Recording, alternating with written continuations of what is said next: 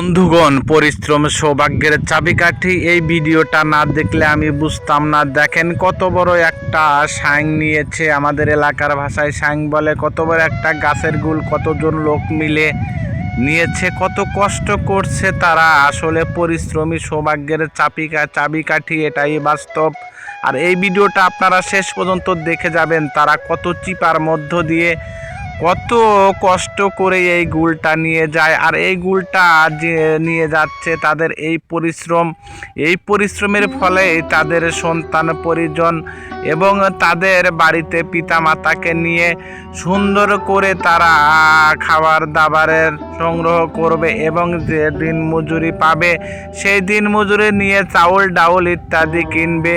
আর কিনে তারা তাদের জীবিকার জন্য তাদের এই কষ্ট অর্জিত টাকাগুলো নিয়ে তারা এই যে পরিশ্রম করে, তাদের পরিশ্রমের মূল্য হিসাবে যে টাকা অংশ পায় তাই দিয়ে তাদের সংসার চলে। আসলে একটা লোকের কত টাকা লাগে এই দুনিয়াতে, এই দেশে, এই পৃথিবীতে দেখছি কত বড় বড় লোক কত কিছু করে যাচ্ছে, বাড়ি গাড়ি করে, কত কিছু করে।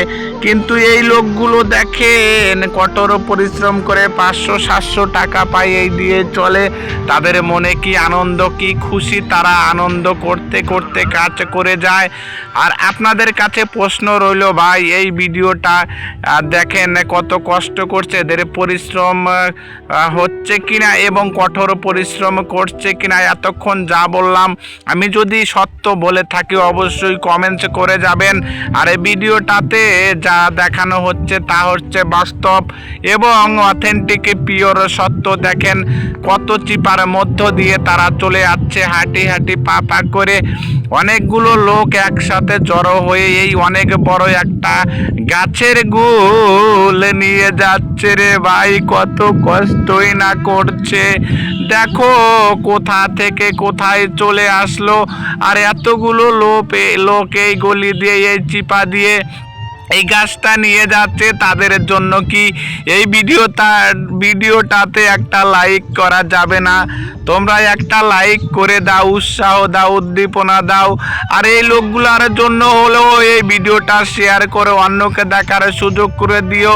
সফলতার গল্প হলো, সফলতা একদিনে আসে না, কঠোর পরিশ্রমের পরেই তো সফলতা চলে আসে। দেখো না বন্ধুগণ, তোমরা খেয়াল করে দেখো কত কষ্ট করছে আমার এই ভাইগুলো, কত কষ্ট করে এই গুলটা নিয়ে যাচ্ছে।